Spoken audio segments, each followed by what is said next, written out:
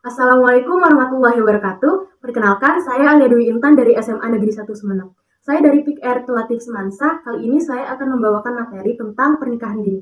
Jadi, apa sih itu pernikahan dini? Jadi, pernikahan dini adalah pernikahan di mana salah satu ataupun kedua pasangan ini melakukan pernikahan di saat usianya masih di bawah umur ataupun masih belum memasuki usia ideal untuk menikah. Jadi, ngomong-ngomong ya soal ideal, kira-kira berapa sih usia idealnya perempuan ataupun laki-laki untuk menikah? Jadi usia idealnya perempuan itu 21 tahun. Kenapa? Karena di usia segini dia ini udah lulus sekolah dan juga lagi kuliah gitu ya. Jadi entah itu fisiknya ataupun mentalnya itu udah siap untuk menikah. Untuk yang laki-laki itu 25 tahun karena di umur segitu juga dia ini udah lulus kuliah mungkin ya, terus juga udah punya pekerjaan, jadinya siap dan juga bisa memenuhi kebutuhan keluarganya. Untuk yang tadi kan kita udah ngebahas tentang pengertian dari pernikahan dini ya, dan juga berapa usia ideal untuk menikah. Nah, kali ini saya akan membahas tentang faktor-faktor dari pernikahan dini. Jadi faktor yang pertama itu adalah faktor ekonomi. Mungkin aja dia ini tuh terlahir dari keluarga yang kurang mampu. Jadinya orang tuanya ini tuh menikahkan anaknya dengan mungkin laki-laki yang sekiranya tuh mampu untuk memenuhi kebutuhannya mereka atau dibilang tuh kayak kaya gitu.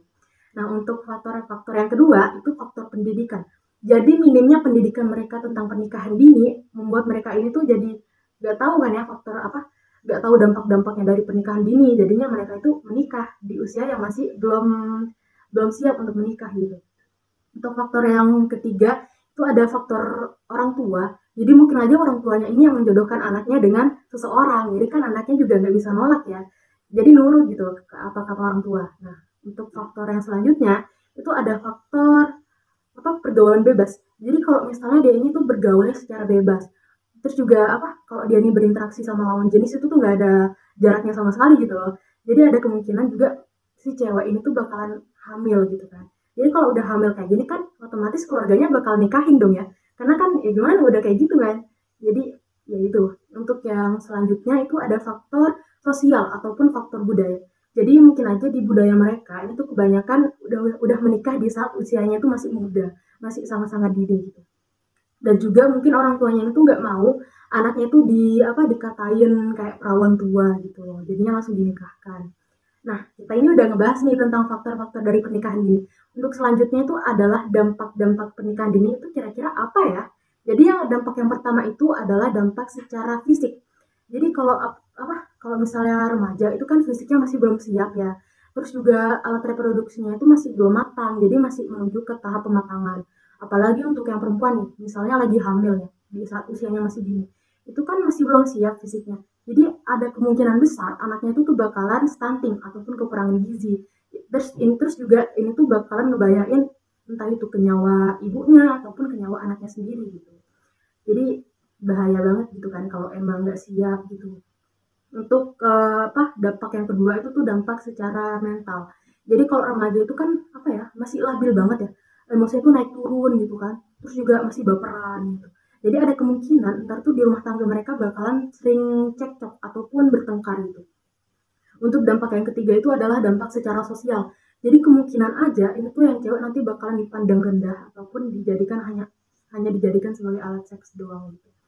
Nah, ini itu dampak-dampak dari pernikahan dini. Dan juga gimana ya kira-kira? Ini kan kita udah tahu ya cara dampak-dampaknya ternyata semenyeramkan itu gitu kan tentang pernikahan dini. Jadi gimana nih caranya untuk menanggulangi pernikahan dini biar di Indonesia tuh gak banyak lagi yang melakukan pernikahan dini. Jadi cara yang pertama itu adalah untuk memberikan pemahaman terhadap orang tua sebagai orang tua gitu ya, itu harus mengawasi anaknya agar tidak terjerat dengan pergaulan bebas gitu. Untuk yang kedua adalah memberikan pemahaman kepada mereka para remaja tentang bahayanya pernikahan dini dan juga apa itu dampak-dampak dari pernikahan dini gitu. Jadi mereka ini paham dan tahu harus melakukan apa. Nah, untuk yang ketiga itu adalah memberikan pemahaman tentang agama kepada anak yang masih dari usia yang sudah dini. Jadi dari waktu masih kecil banget itu tuh udah dikasih pemahaman tentang agama biar mereka itu ngerti gitu. Nah, jadi ini ya yang bisa saya sampaikan tentang pernikahan dini. Mohon maaf jika ada kekurangan. Saya Alia Dwi Intan dari SMA Negeri 1 Sumeneb mengucapkan Assalamualaikum warahmatullahi wabarakatuh. Terima kasih.